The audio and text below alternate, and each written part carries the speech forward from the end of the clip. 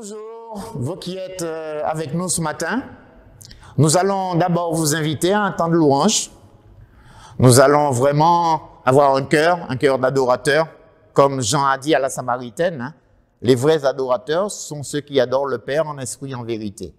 Et après ce temps de louange, nous allons avoir toute la joie d'écouter et de nous laisser enseigner sur la parole de Dieu. Que Dieu vous bénisse. À tout à l'heure.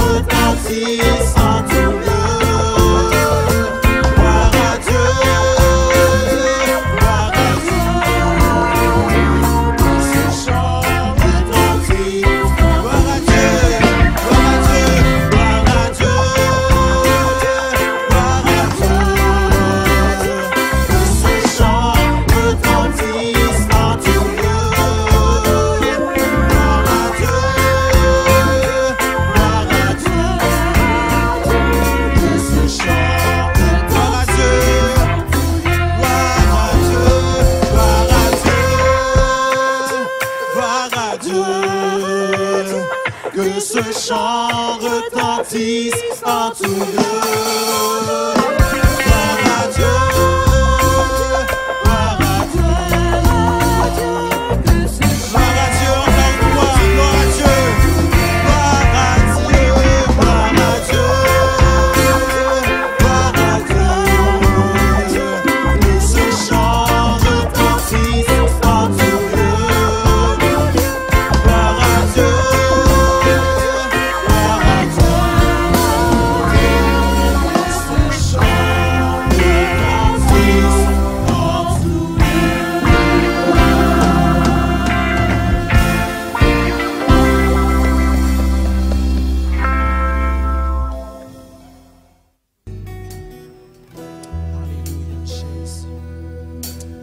Alléluia Jésus. Alléluia Jésus. Béni soit ton Saint-Nom, Seigneur.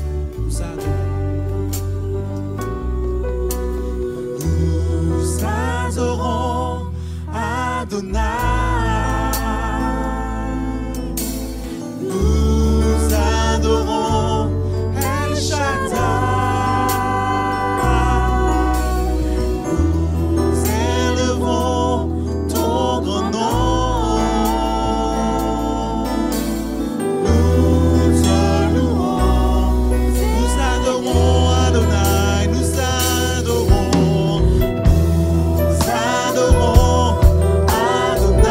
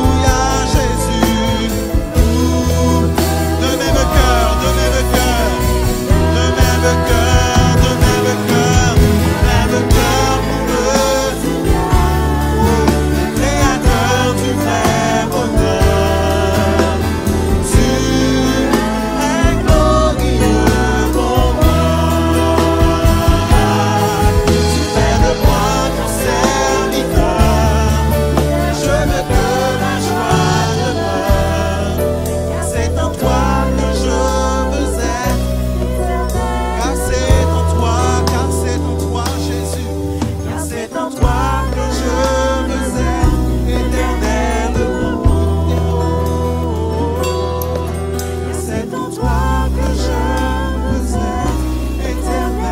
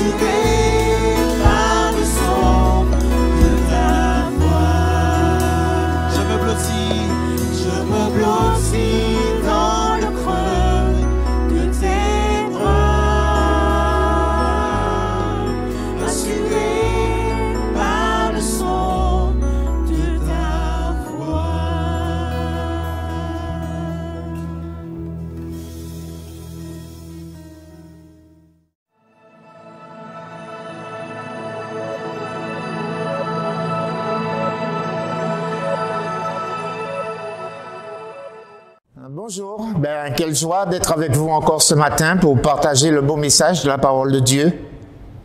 Je voudrais m'entretenir avec vous sur ce thème, s'attacher à Dieu.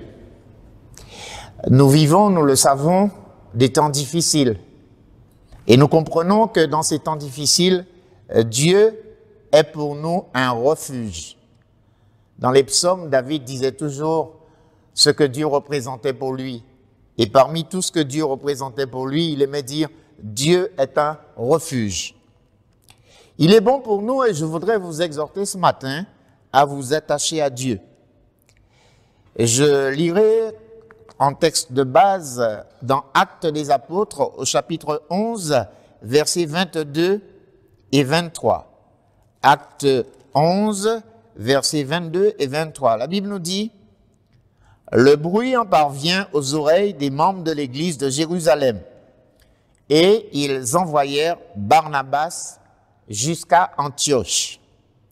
Lorsqu'il fut arrivé et qu'il eut vu la grâce de Dieu, il s'en réjouit et il les exhorta tous à rester d'un cœur ferme, attaché au Seigneur. Barnabas, son nom signifie fils d'exhortation.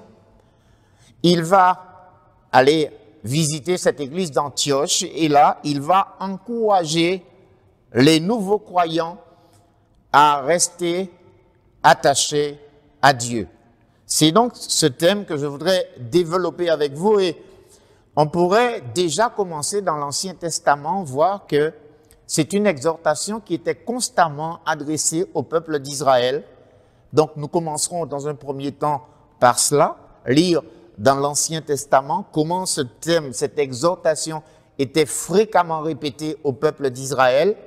Et puis nous terminerons par le peuple actuel de Dieu, l'Église, et nous verrons comment et combien les hommes de Dieu, les apôtres, ont voulu et ont exhorté l'Église à rester attachée à Dieu. Commençons donc par l'Ancien Testament, et là, nous prendrons 4 textes. Le premier dans Deutéronome, au chapitre 4, versets 1 à 4. Et nous lisons ce qui suit.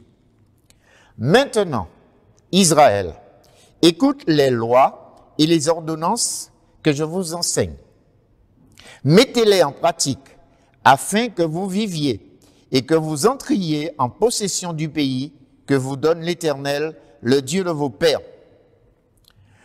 Vous n'ajouterez rien à ce que je vous prescris et vous n'en retrancherez rien, mais vous observerez les commandements de l'Éternel, votre Dieu, tels que je vous les ai prescrits.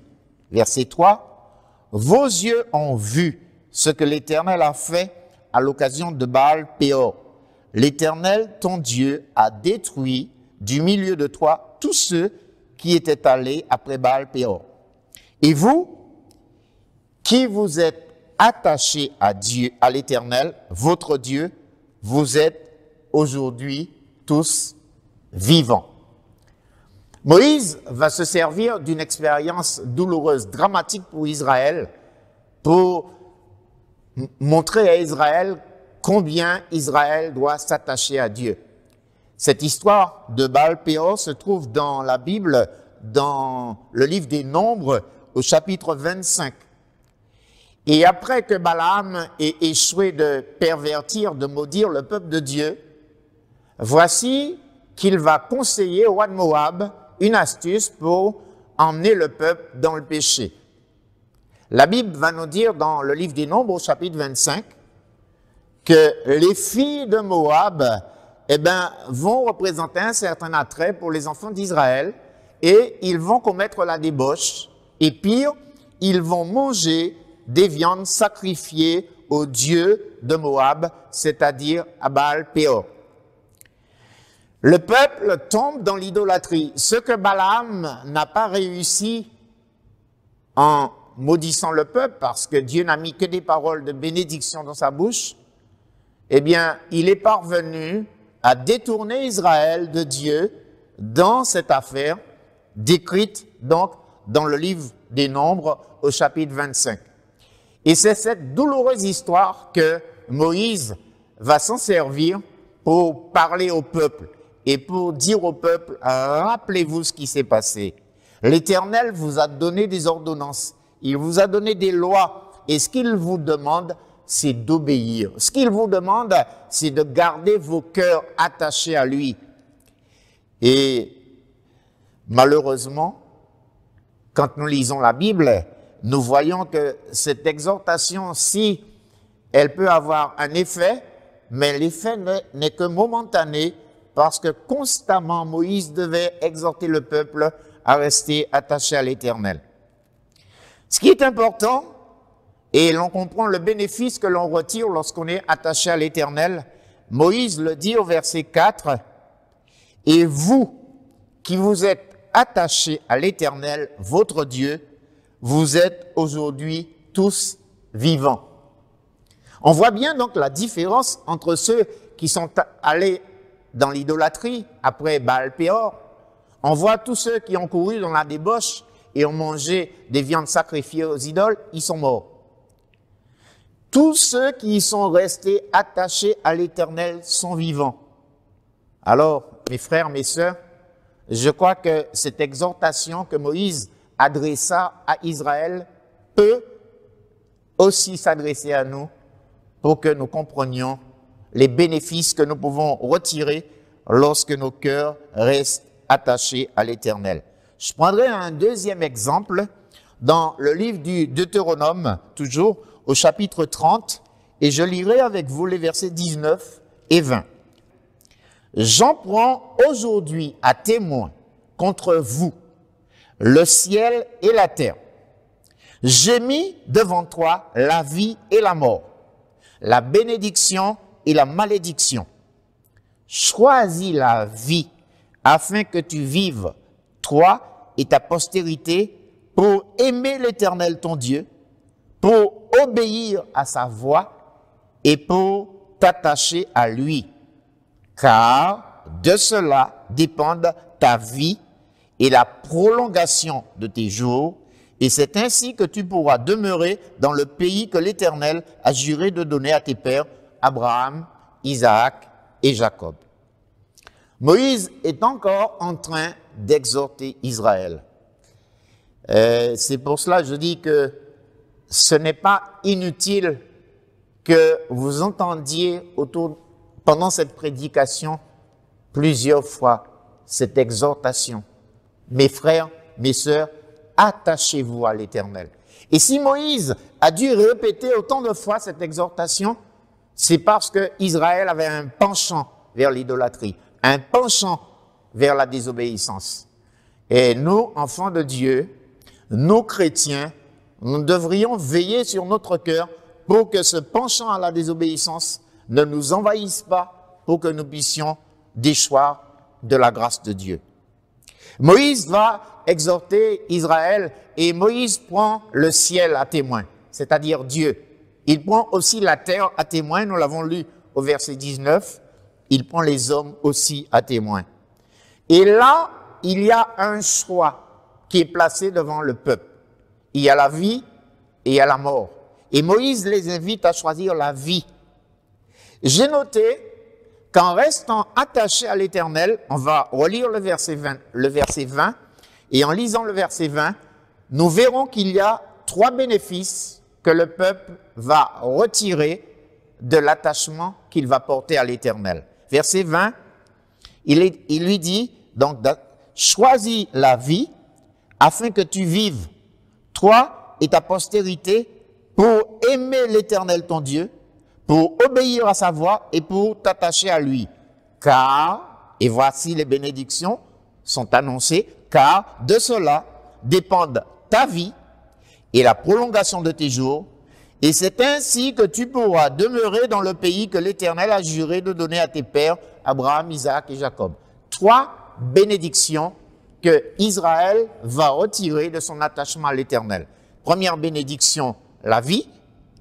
Et on a vu tout à l'heure que d'autres sont morts parce qu'ils ne sont pas restés attachés à l'Éternel, donc la vie. Deuxième bénédiction, la prolongation de leur vie. La Bible dit la prolongation de tes jours, et l'on comprend pour simplifier la longévité. Ce sont des gens qui vivront longtemps parce qu'ils resteront attachés à l'Éternel. Et troisième bénédiction, demeurer dans le pays.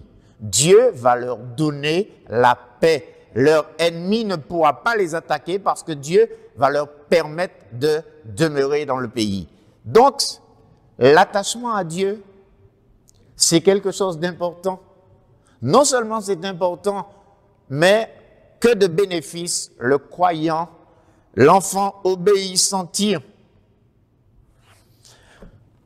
On a vu tout à l'heure la vie, c'est à nouveau répété, mais en plus de la vie, la longévité et le fait de pouvoir demeurer dans le pays.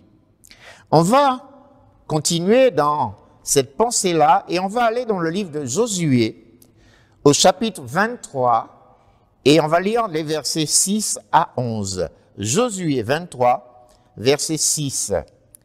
Josué dit au peuple, « Appliquez-vous avec force à observer et à mettre en pratique tout ce qui est écrit dans le livre de la loi de Moïse, sans vous en détourner ni à droite ni à gauche. Ne vous mêlez point avec ces nations qui sont restées parmi vous. Ne prononcez point le nom de leur Dieu et ne l'employez point en jurant. Ne les servez point et ne vous prosternez point devant eux, mais attachez-vous à l'Éternel, votre Dieu, comme vous l'avez fait jusqu'à ce jour. Verset 9.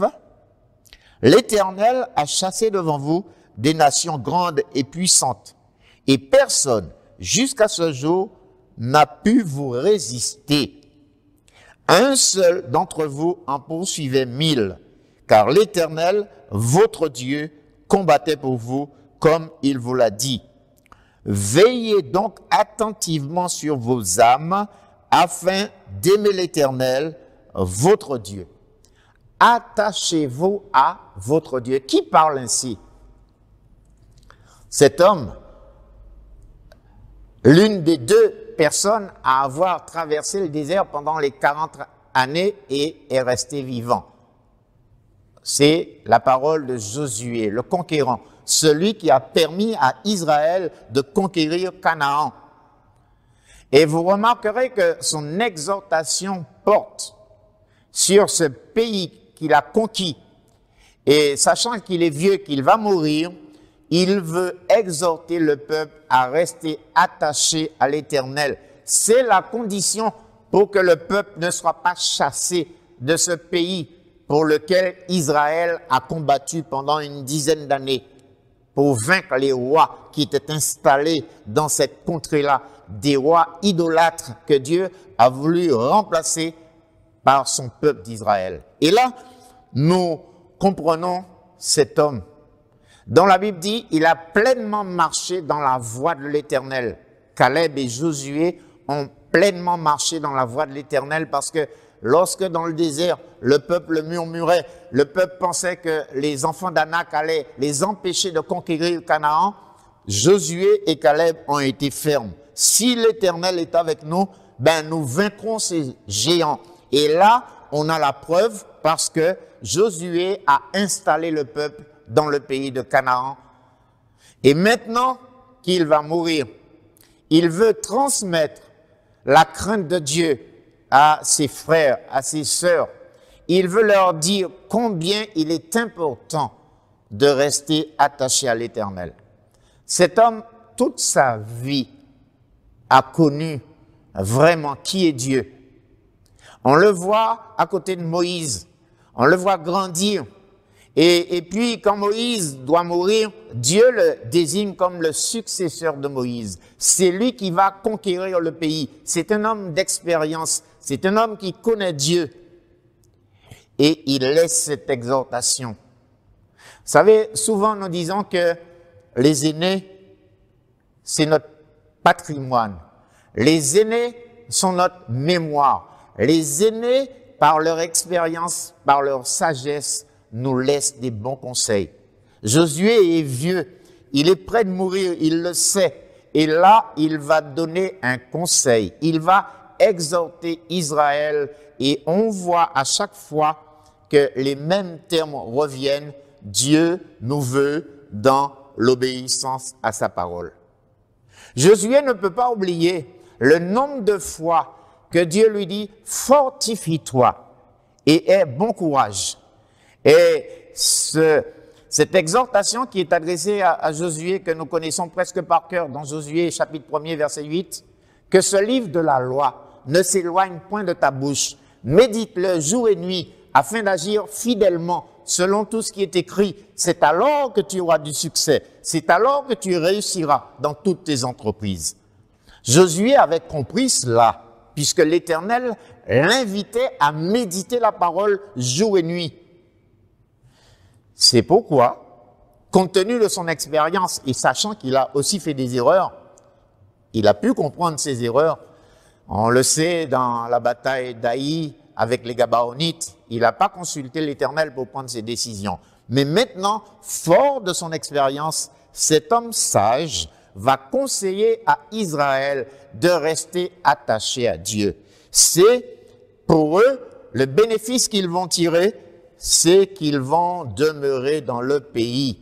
Et l'on connaît l'histoire d'Israël qui a dû être envoyé en captivité parce qu'ils ont désobéi. Ils sont tombés dans l'idolâtrie. Mes frères, mes sœurs, je me dis que l'homme est prompt à désobéir. L'homme est prompt à oublier. Et quand on lit la Bible, on voit au travers des temps, on voit dans ce qui va se passer, même dans la succession des royaumes d'Israël, des rois qui vont passer les uns après les autres, on voit tout le temps ce phénomène en Israël, Israël qui se détache de Dieu, Israël qui tombe dans l'idolâtrie. Et sans cesse, il faut répéter, il faut qu'il y ait, et surtout dans le territoire de Juda, des rois réformateurs, des rois dont la Bible dit, leur cœur était entièrement dévoué à l'Éternel. Il faut des hommes comme cela pour ramener Israël à se rattacher à Dieu, revenir à Dieu.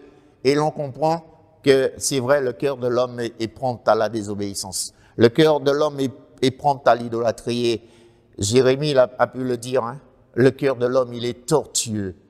C'est difficile à un homme de vivre dans l'obéissance, de marcher dans la droiture. Et on a de rares exemples dans la Bible, des hommes qui sont restés fidèles à Dieu, des hommes qui sont restés droits, intègres. La Bible nous en donne. On a l'exemple de Job, on a l'exemple de Noé. On a des hommes qui, durant leur vie, ont été droits devant l'Éternel. Mais combien sont-ils? Mes frères, mes sœurs, pensez que ces paroles que vous entendez s'adressent aussi à vous ce matin. On aurait plutôt tendance à dire, puisqu'on est là, puisqu'on est en train d'écouter ce message, on n'est pas concerné. Mais justement, parce que tu es en train d'écouter ce message, tu es parfaitement concerné, parce que quand nous réalisons ce qui se passe, eh bien, nous comprenons et nous voulons encore continuer à entendre ce message. Attachez-vous à l'Éternel. Je prendrai un dernier exemple dans l'Ancien Testament pour vous montrer que, au travers des temps, ça a toujours été cela. Dans le deuxième livre des rois, 2 Rois, chapitre 18, 2 Rois, chapitre 18, nous allons commencer à partir du verset 5. 2 Rois 18, verset 5. La Bible nous dit, il s'agit d'un roi qu'on va appeler un roi de Juda, un roi réformateur. Son nom c'est Ézéchias. La Bible nous dit, il mit sa confiance en l'Éternel, le Dieu d'Israël, et parmi tous les rois de Juda qui vinrent après lui ou qui le précédèrent, il n'en eut point de semblable à lui. Il fut attaché à l'Éternel, il ne se détourna point de lui, et il observa les commandements que l'Éternel avait prescrits à Moïse. Et l'Éternel fut avec Ézéchias qui réussit dans toutes ses entreprises. Je ne vous parlerai pas du royaume d'Israël. Vous savez que après Salomon, le royaume a été divisé en 2. Au nord, le royaume d'Israël, et au sud, le royaume de Juda, avec les 2 tribus de Juda et de Benjamin. Dieu a fait la promesse à David qu'il y aura toujours un de ses descendants sur le trône. Et c'est pourquoi l'histoire d'Israël ne ressemble pas du tout à l'histoire de Juda.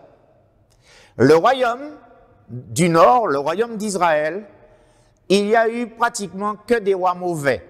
Et l'on compte environ 9 dynasties différentes qui se sont succédées dans le royaume du nord.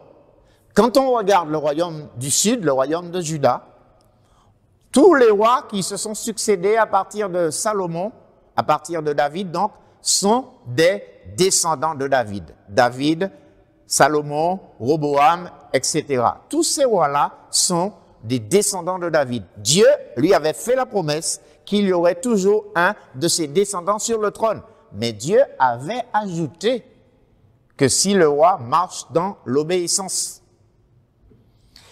Et malheureusement, quand on lit l'histoire de Juda, on voit qu'à un certain moment, Un des rois de Juda s'est allié à un des rois d'Israël. C'est l'histoire de Josaphat, un bon roi de Juda qui s'est allié au roi d'Israël, à Akab. Un fils de Josaphat est marié à une fille d'Akab. Et quand vous lisez l'histoire avec attention de Juda, vous voyez qu'à partir de ce moment-là, il n'y a que des désordres parmi le royaume de Juda, parmi les rois qui vont se succéder. De temps en temps, on trouve un bon roi et Ézéchias en est un. Un roi qui est cité en exemple. Et Dieu dit, donc, dans 2 Rois chapitre 5, « Il mit sa confiance en l'Éternel, le Dieu d'Israël, et parmi tous les rois de Juda qui vinrent après lui ou qui le précédèrent, il n'y en eut point de semblable à lui. » Ézéchias est un exemple. Il est donné un exemple pour son attachement à Dieu. Il plaça entièrement sa confiance en l'Éternel.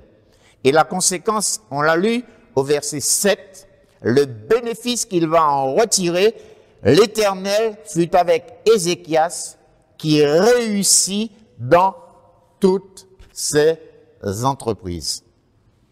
Quand on voit les réformes que Ézéchias a fait pour le temple, il a remis les choses en place.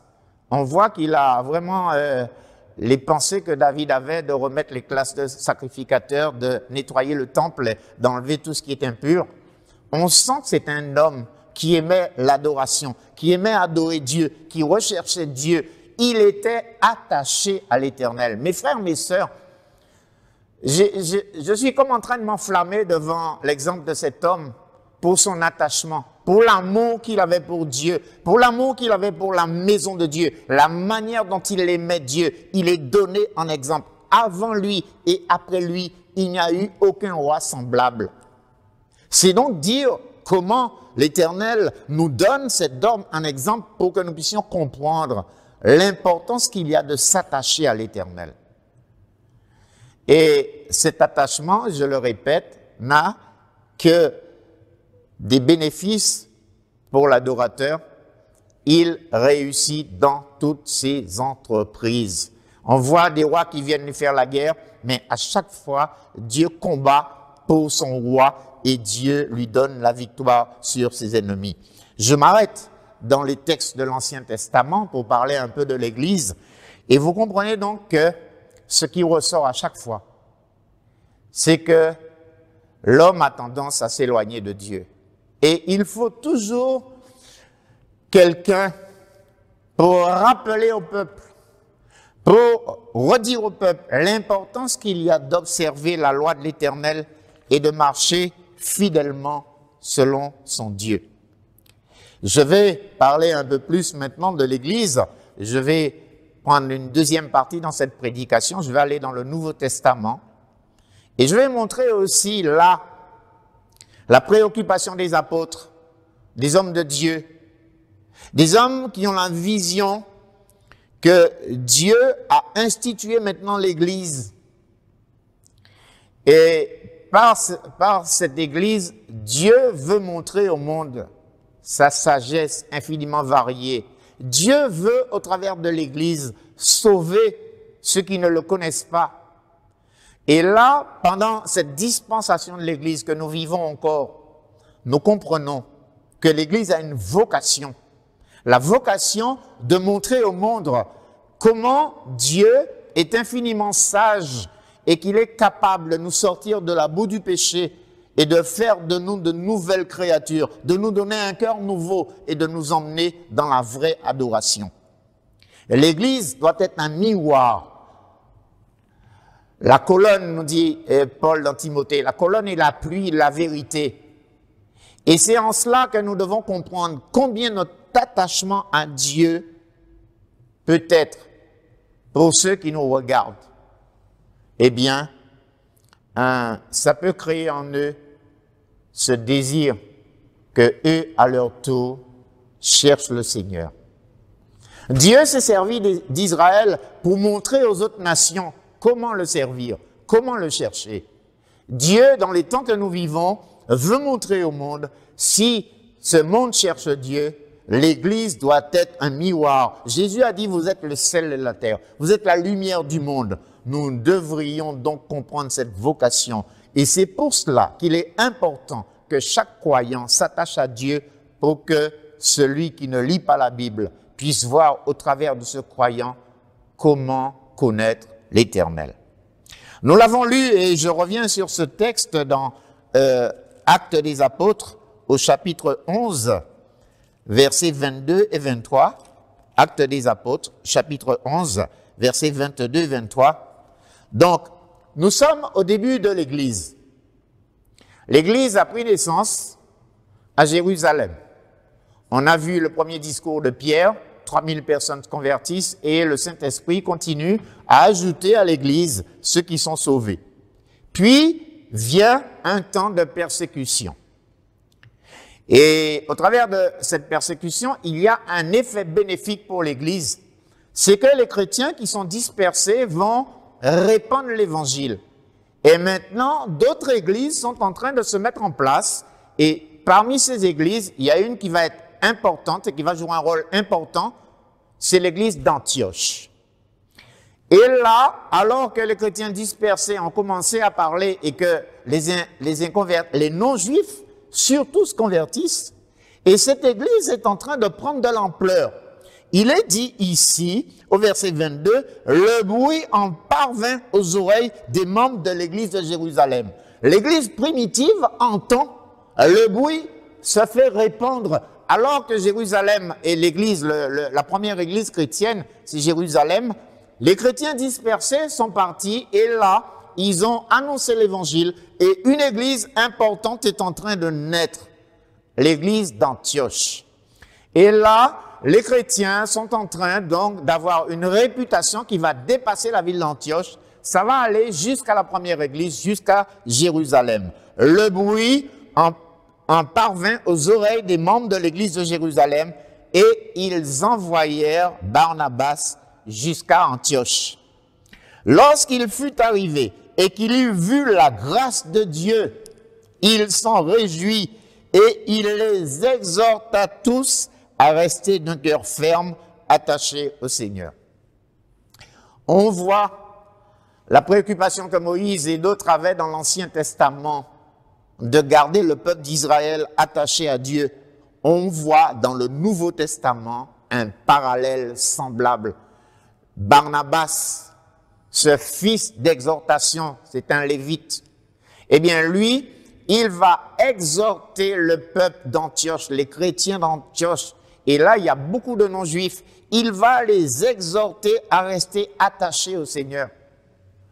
C'est donc une préoccupation de tous les temps, du temps d'Israël, du temps de l'Église primitive, mais encore dans les temps compliqués que nous vivons. Mes frères, mes sœurs, nous qui sommes le peuple de Dieu, ceux que Dieu a appelés hors de ce monde, Ecclésia, l'Église, nous sommes le peuple de Dieu.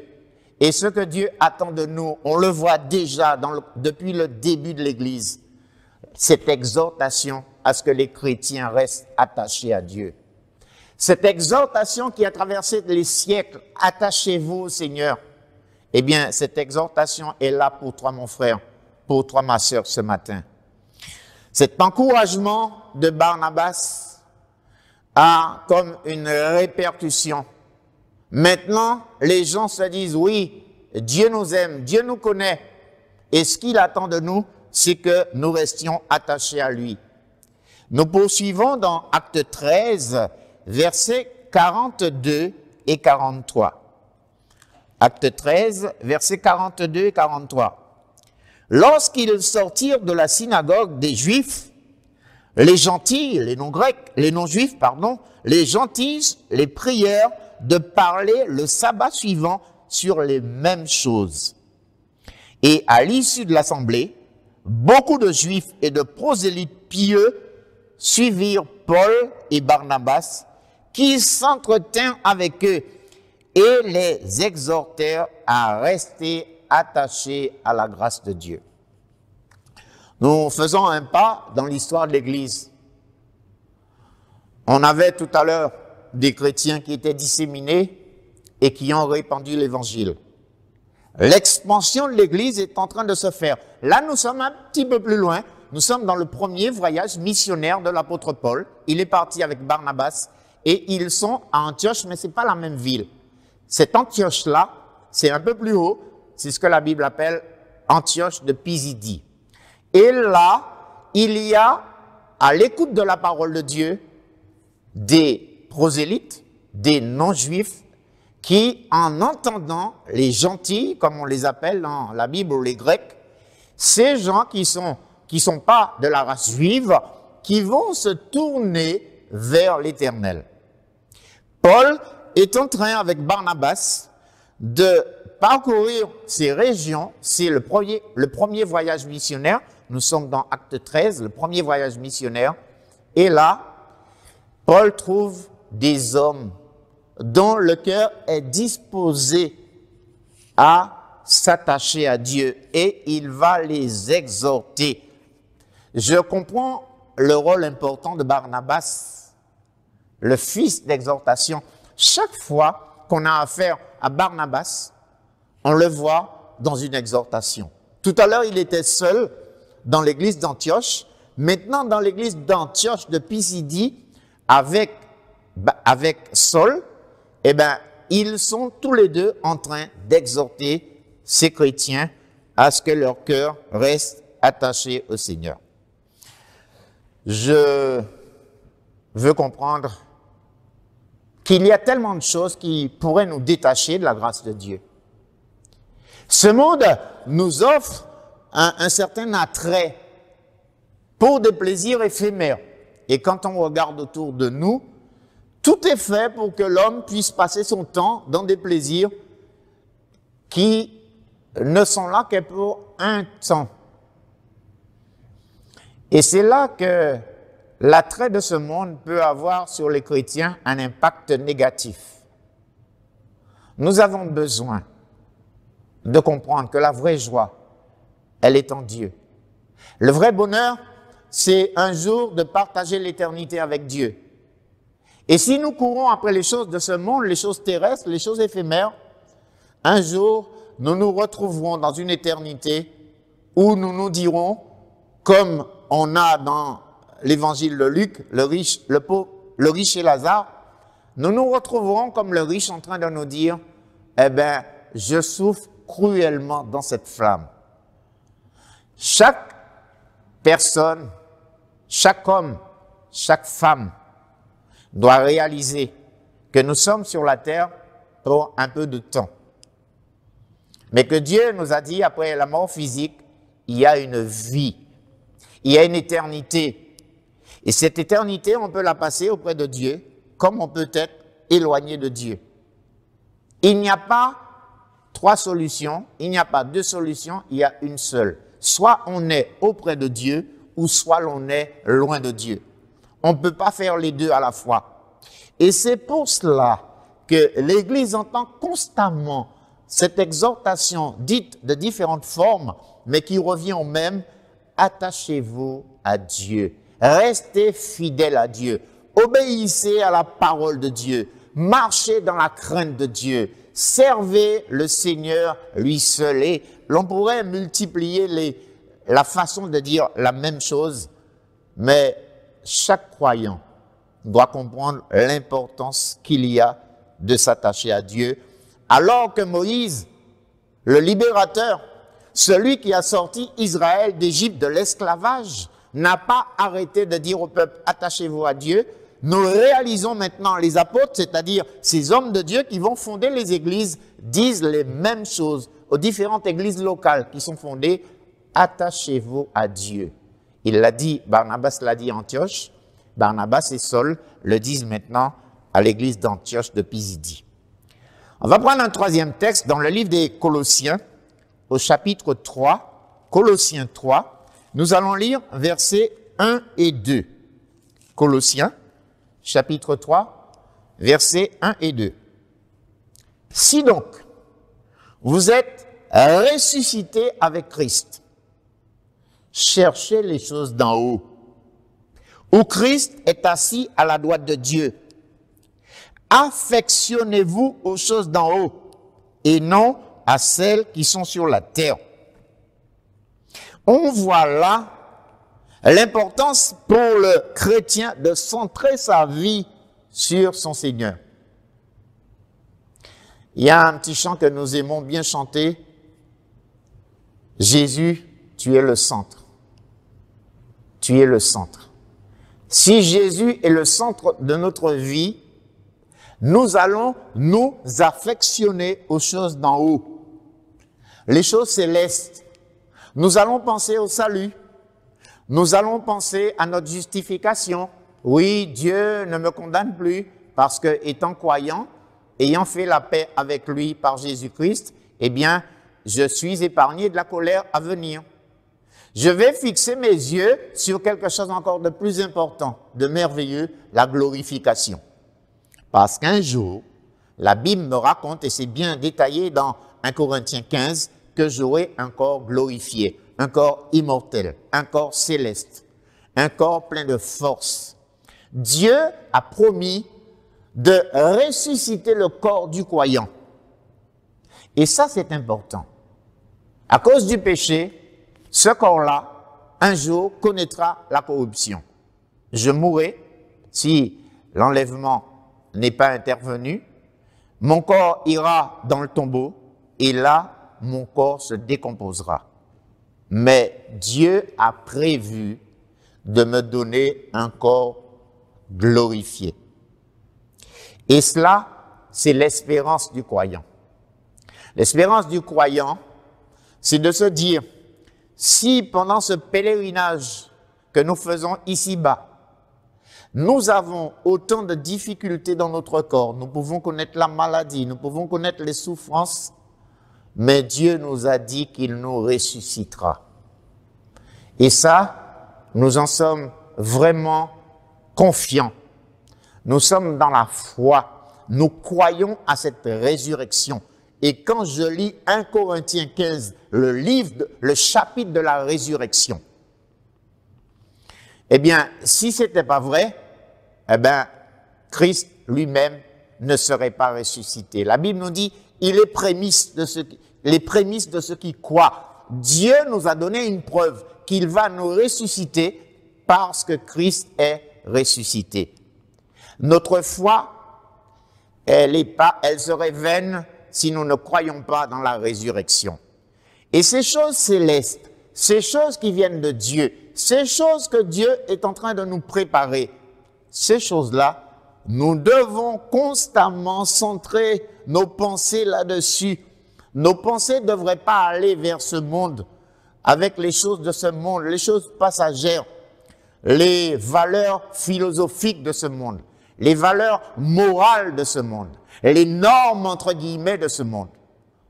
Nos pensées devraient être centrées sur les valeurs spirituelles. Dieu a promis de nous rassembler, tous ceux qui auront Christ comme sauveur. Jésus lui-même dit dans l'évangile de Jean, au chapitre 14, « Je m'en vais.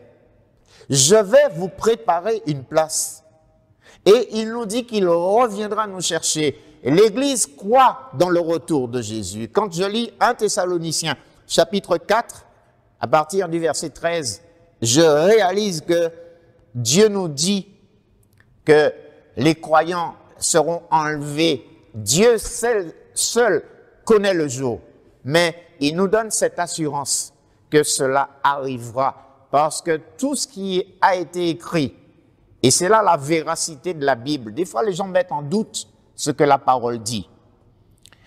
Mais tout ce qui a été dit sur le Fils de Dieu dans l'Ancien Testament, tout ce qui a été annoncé à l'avance, et on pourrait s'arrêter pour illustrer ce que je suis en train de dire, sur le prophète Ésaïe. 700 ans à l'avance, il décrit les souffrances de Jésus, notamment dans le chapitre 53. Et tout ce que Jésus, les moindres petits détails de ce que Ésaïe dit de Jésus sont arrivés au cours de son ministère terrestre. Les psaumes, il y a beaucoup de prophéties concernant ce Messie qui allait venir.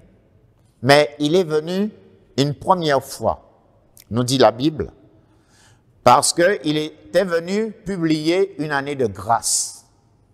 Ésaïe 61, Luc chapitre 4, versets 19 et 18. Versets 18 et 19. Il était venu publier une année de grâce. Mais il y a un retour, une autre venue de Jésus. Il viendra pour le jour de vengeance de l'Éternel. Il viendra chercher les siens et punir ceux qui n'auront pas choisi le Fils de Dieu. Ces choses célestes, nos pensées doivent être centrées sur ces choses pour que nous puissions rester attachés à Dieu, pour que l'espérance que nous donne la parole puisse remplir notre cœur et que nous ne puissions pas nous attacher aux valeurs philosophiques, aux valeurs morales de ce monde qui ne nous emmèneraient nulle part. C'est important pour nous. Dans 1 Pierre, pour aller un peu plus loin, au chapitre 5, 1 Pierre, chapitre 5, verset 12. Je vous lis.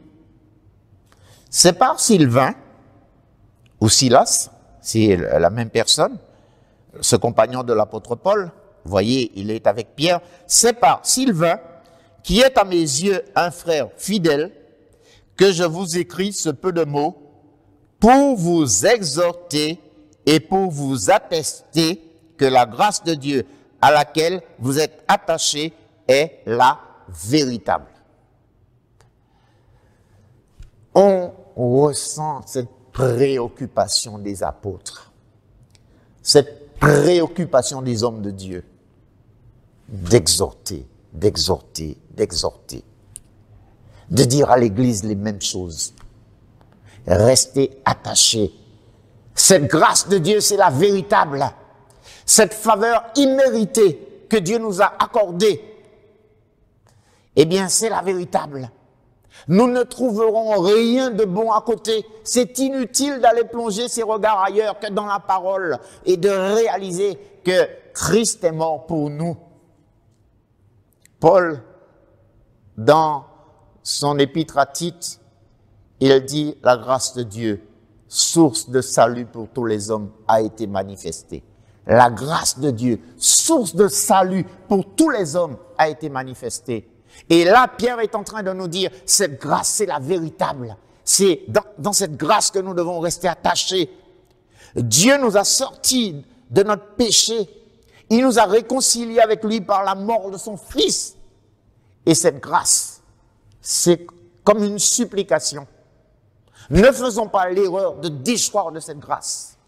Et l'auteur aux Hébreux concentre aussi ses efforts dans la même pensée pour que les Hébreux comprennent que c'est le Fils de Dieu qui est la source de la grâce. C'est lui qui, en donnant sa vie à la croix, a permis que l'Église puisse prendre naissance. Je bâtirai mon Église, a-t-il dit. Et l'on voit que sa mort et sa crucifixion sont les fondements de l'Église. Paul a dit, je prêcherai Christ crucifié et ressuscité. Nous sommes dans cette grâce. Dieu nous a sortis donc de notre péché. Nous étions, comme Paul le dit dans Éphésiens, nous marchions selon le train de ce monde. Nous étions emportés par le prince de la puissance de l'air. C'est lui qui nous conduisait comme les fils de la rébellion. Mais Dieu, qui est riche en miséricorde, il nous a sauvés. Il nous a sauvés. Il nous a fait entrer dans cette grâce. Et nous comprenons maintenant que nous devons rester attachés. C'est la véritable. Nous devons rester attachés. Que Dieu nous aide. Car toutes les pensées de ces apôtres, des hommes qui ont fondé l'Église, ils avaient comme souci de faire en sorte que les chrétiens comprennent l'importance de rester attachés à Dieu. Cet homme qu'est l'apôtre Paul, je voudrais parler un peu de lui. Il a écrit 13 épîtres. Et quand on prend le temps de lire attentivement ces épîtres, il y a un temps où il parle de la doctrine. Un temps, il parle de la vie pratique. Mais il y a quelque chose qui est constant dans toutes les épîtres.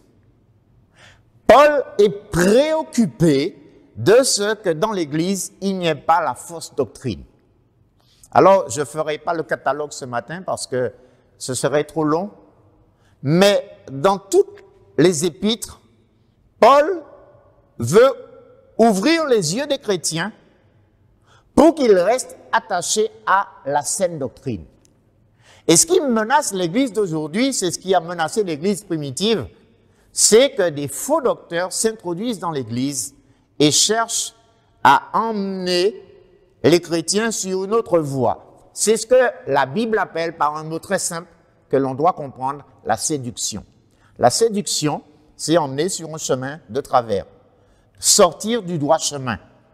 Et dans tous les signes des temps de la fin, le premier signe que l'on rencontre, chaque fois qu'il est parlé du temps de la fin, c'est la séduction. Paul a fait un travail laborieux dans toutes ses épîtres pour mettre en évidence à chaque église, voilà ce sur quoi il faut faire attention. Je prends l'exemple pour m'illustrer, parce que j'aime illustrer ce que je dis. Quand on prend l'épître aux Galates, le problème qu'il y a dans l'église, c'est que des faux docteurs se sont introduits pour dire, oui, vous êtes sauvés par grâce, mais il faut quand même observer la loi. Et l'on voit Paul défendre la justification, défendre le salut par grâce. Nous sommes sauvés par grâce. On le voit dans 2 Thessaloniciens, par exemple. Il y a un problème dans l'Église, les gens parlent autour du retour de Jésus, c'était déjà dans la première épître, mais c'est encore plus prononcé dans la deuxième épître aux Thessaloniciens.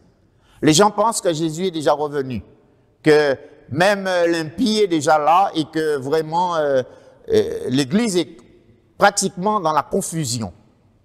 Et Paul, dans le chapitre 2 de 2 Thessaloniciens, Paul est en train de mettre les choses en place.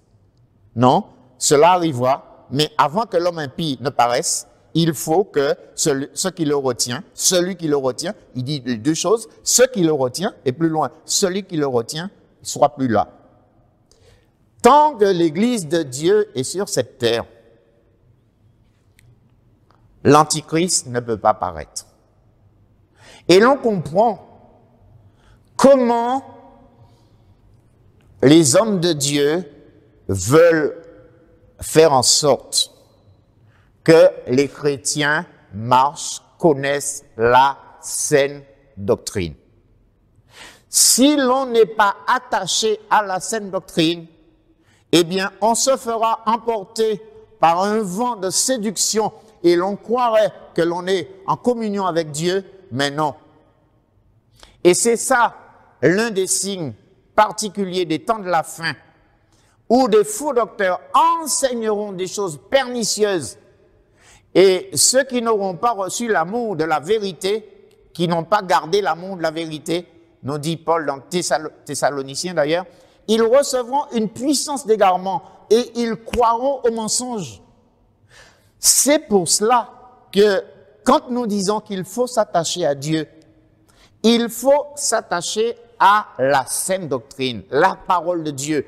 Il ne faut pas la transformer, il ne faut pas se faire l'écho de faux docteurs et de recevoir toute parole qui pourrait nous emmener loin de Dieu. Je vais citer rapidement un ou deux passages pour encore enfoncer ce que je dis et comprendre que dans les temps de la fin, la menace, ce qui guette l'Église, c'est que des faux docteurs vont s'introduire et vont faire en sorte que, eh bien, les chrétiens soient dispersés. Je vous dis de faire attention. Avant même de lire ce texte, cette parole de l'Écriture me revient.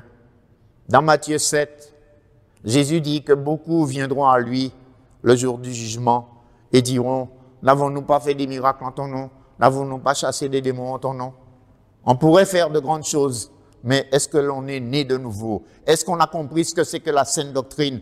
Jésus dit à Nicodème dans Jean 3, pour que tu rentres dans le ciel, il faut que tu naisses de nouveau. Beaucoup enseignent aux gens d'adorer Dieu. Beaucoup enseignent aux gens de venir louer Dieu. On fait beaucoup de réunions, on fait beaucoup de choses. Mais est-ce qu'on dit aux gens que pour qu'ils deviennent enfants de Dieu, la première marche à franchir, la première étape, c'est la repentance? Ton cœur doit t'emmener un jour à reconnaître que tu as offensé Dieu et qu'un juste est mort à ta place. Et cela, si l'on ne rentre pas dans cette chose-là, dans cette doctrine-là, et que chaque personne ne comprenne pas qu'il doit demander pardon à Dieu pour sa vie passée, qu'il doit se repentir, eh bien, on est à côté. L'église, c'est pas un lieu de spectacle, un lieu où on chante, on danse, on est soi-disant épanoui.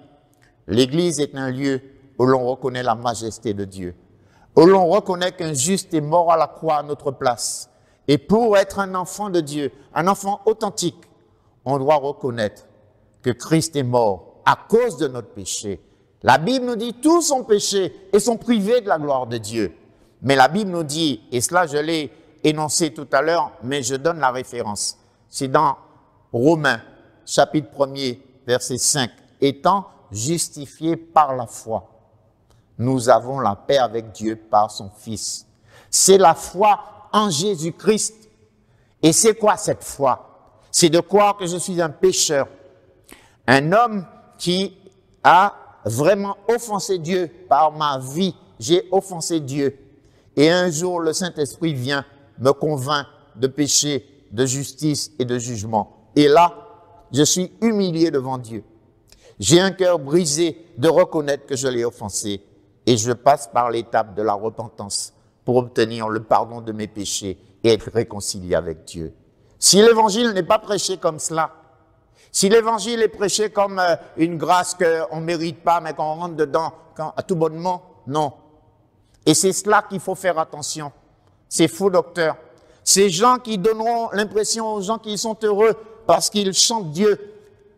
Oui, il faut chanter Dieu. Oui, il faut louer Dieu. Mais Jésus, Jean-Baptiste le premier, quand on lit Matthieu 3, il a dit aux hommes, repentez-vous. Quand Jésus commence son ministère en Matthieu 4, il dit aux hommes, repentez-vous. Quand Pierre prononce la première réunion d'évangélisation dans Acte 2, quand les hommes lui disent, hommes frères, que ferons-nous? Les premiers mots qui sortent de la bouche de Paul, repentez-vous. On comprend donc l'importance de la repentance.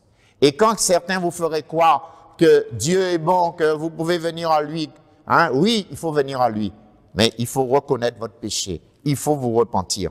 La Bible nous parle des faux docteurs, des temps de la fin, des hommes, des femmes qui vont séduire des gens. Et dans 1 Timothée, chapitre 4, versets 1 et 2, 1 Timothée 4, versets 1 et 2, mais l'Esprit dit expressément que dans les derniers temps, quelques-uns abandonneront la foi pour s'attacher à des esprits séducteurs et à des doctrines de démons par l'hypocrisie de faux docteurs portant la marque de la flétrissure dans leur propre conscience, prescrivant, etc., etc. Il y aura des faux docteurs. Il y aura des gens qui vont annoncer des choses contraires à la parole. C'est l'apostasie, ce que nous appelons l'apostasie. Et nous devons le comprendre.